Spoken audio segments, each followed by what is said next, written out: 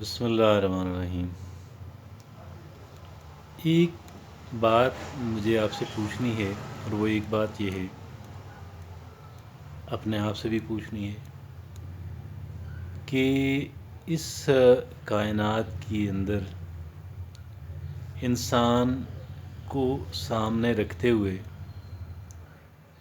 सबसे बड़ी सबसे बड़ी सबसे बड़ी हकीकत क्या है? What is the biggest ever reality? सोचिएगा। कहते ये हैं कि एक इंसान के अंदर तीन बहुत बड़ी तब्दीलियां आती हैं उसकी लाइफ के अंदर। पहले जब वो पैदा होता है, दूसरा जब उसकी शादी होती है, वो रिप्रोडक्शन शुरू करता है, जब दीगर इंसानों को इस कायनात में आने का एक सबब बनता है, और तीसरा या उनकी जब तरबियत भी करता है आगे, तीसरा कि जब एक इंसान फौत होता है। इस दौरान जितनी भी बड़ी तब्दीलियां क्यों ना आ जाएं, चाहे वो इंसान अपने मुल्क का सबसे बड़ा आदमी ही क्यों ना बन जाए, तो भी ज़ाहिर है कितनी वक़्त के लिए बनेगा और कितनी मजबूरियां उसके साथ रहेंगी इस दौरान भी, कि जो ये कहती रहेंगी कि you are still not the very powerful. और फिर जब एक इंसान इस दुनिया से रुखसत होता है, जब एक इंसान ज़मीन के सीने से हटा के उसके पेट में ईंधन के तौर पे डाल दिया जाता है, जहाँ पे इंसान मिट्टी के साथ मिट्टी हो जाता है। सिर्फ तीन ही तब्दीलियां हैं कि जो एक इंसान की लाइफ के अंदर जेनुअनली आती हैं, जो जो जेनुअन तब्दीलियां हैं, जो रियल तब्दीलियां हैं। लेकिन इन तीनों तब्दीलियों के अंदर से कौन सी तब्दीली ऐसी है कि जो अब एक इंसान के पैदा होने के बाद बहुत बड़ी या बिल्कुल एब्सोल्युटली सब कुछ बदल देने वाली जो तब्दीली है, वो है एक इंसान की मौत। और दीगर तमाम तर चीज़ों के बरक्स, मौत एक ऐसी चीज़ है, एक ऐसी हकीकत है कि जिससे किसी भी इंसान को किसी भी इंसान को किसी भी इंसान को एग्जेम्पशन नहीं है। Nobody is ever exempted from it. Nobody on earth is ever exempted from it at all. और इसका शिकार हर कोई होता है। हाँ, ये फ़र्क है कि बाज़ लोग तो अपनी एक एवरेज एज पूरी करके जाते हैं, तो बाज़ लोग उससे बहुत पहले एक गैर मुतवक्को मौत मर जाते हैं। But death is still the biggest reality. अब यहाँ पे आप देखें कि कौन ऐसा है कि जिसकी मौत पे एक इंसान को ज़्यादा दुख हो, कि जो इंसान बेवक्त मर गया और शायद किसी जुल्म का शिकार हो गया। लेकिन एक इंसान जिसकी ज़िंदगी बिल्कुल बेकार, नाकाम रही, क्या वो ये इंसान है? नहीं, ये वो इंसान है कि जिसने इस दुनिया के अंदर रहकर गलत काम किए, अपने फ़ायदे के लिए, अपनी अना की तस्कीन के लिए गलत काम किए। हकूकुल्लाह, हकूकुल इबाद दोनों को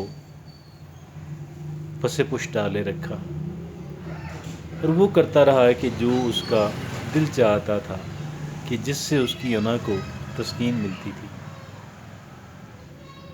یہ شخص ناکام رہا، نامراد رہا، اور ہمیشہ ہمیشہ کی ناکامی جو ہے، پچھتاوا جو ہے، وہ اس کے کھاتے کے اندر آ گیا، اور وہ سارے لوگ کہ جو اس کے شر کا نشانہ بنے، شر کا نشانہ بنے، وہ اسے بد دعائیں دیتے رہیں گے۔ جب بھی ان کے ذہنوں کے اندر اس کا خیال بھی آئے گا تو ان کا موڈ آف ہو جائے گا، اور ان کے منہ سے، ان کے دل و دماغ سے کوئی دعا نہیں نکلے گی، بد دعا ہی نکلے گی۔ اور یہ لوگ کتنے بڑے خسارے کے اندر، کتنی بڑی ناکامی کے اندر، سب سے بڑی ناکامی انہی کے حصے میں آئی۔ اور ایک انسان کہ جس نے اللہ کے احکامات کی پابندی کی، اگر گناہ گار بھی تھا تو اس کے ذہن میں تھا کہ میں گناہ گار ہوں، اللہ رب العزت میری مغفرت فرما دیں، مجھے معاف فرما دیں، اس کے ذہن میں اس کو اس بات کا احساس تھا، تو وہ ناکام نہیں ہوا، اس لیے کہ اللہ کے ہاں اللہ کی بے شمار صفات ہیں، لیکن اس کے غفور اور رحیم ہونے کی جو صفت ہے تمام صفات پہ حاوی ہے۔ اگرچہ اللہ جبار بھی ہے، قہار بھی ہے، منصف بھی ہے، ایسا نہیں ہے کہ ایک انسان کسی دوسرے انسان پہ ظلم زیادتی کرے، فراڈ کرے، دنیا میں اس کو سزا نہ دی جا سکے کہ اس نے دنیا کو ٹرک کر دیا، یا پھر دنیا نے جان بوجھ کے آنکھیں بند کر لیں۔ اللہ کے ہاں ایسا نہیں ہے، وہاں پہ کوئی کسی کو دھوکہ نہیں دے سکتا، وہاں پہ تو نیتیں اور ارادے بھی لکھے جاتے ہیں، عمل تو بہت بعد کی بات ہے۔ تو یہ کلو نفسن ذائقۃ الموت جو ہے، جس انسان کے ذہن کے اندر یہ بات رہی، وہ انسان پھر کہہ لیں کہ راہ راست پہ ہی رہتا ہے، اسے گمراہ نہیں کیا جا سکتا۔ اللہ کے رسول فرماتے ہیں کہ ایک دفعہ صحابہ میں تشریف فرما تھے، فرمانے لگے دلوں کو زنگ لگ جاتا ہے۔ ایک صحابی نے عرض کیا، یا رسول اللہ، ہم یہ زنگ کیسے اتار سکتے ہیں؟ آپ نے 2 چیزیں نصیحت فرمائیں دلوں کو زنگ سے بچانے کے لیے، دل کا زنگ اتارنے کے لیے۔ فرماتے ہیں کہ ایک تو فرمایا کہ قرآن کریم سے گہرا تعلق رکھیں،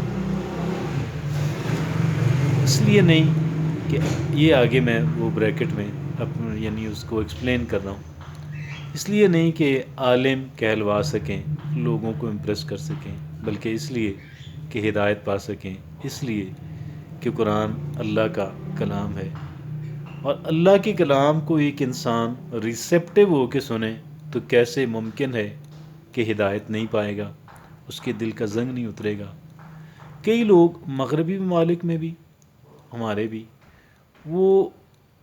انہوں نے قرآن کو نقائص نکالنے کی غرض سے، تاکہ نقائص نکالیں گے، کتابوں میں پرنٹ کریں گے، لوگوں کو اسلام سے دور کریں گے، اس مشن کے تحت قرآن کا پاک کو پڑھنا شروع کیا، سمجھ کے پڑھنا شروع کیا، سمجھتے گئے، ان کی دنیا بدلتی گئی، ان کی دنیا بدلتی گئی، اور پھر وہ اللہ رب العزت کا فرما بردار بندہ، قرآن کا ایک جینون طالب علم بننے کا فیصلہ کر لیا، زندگی ان کی آل ٹوگیدر بدل گئی۔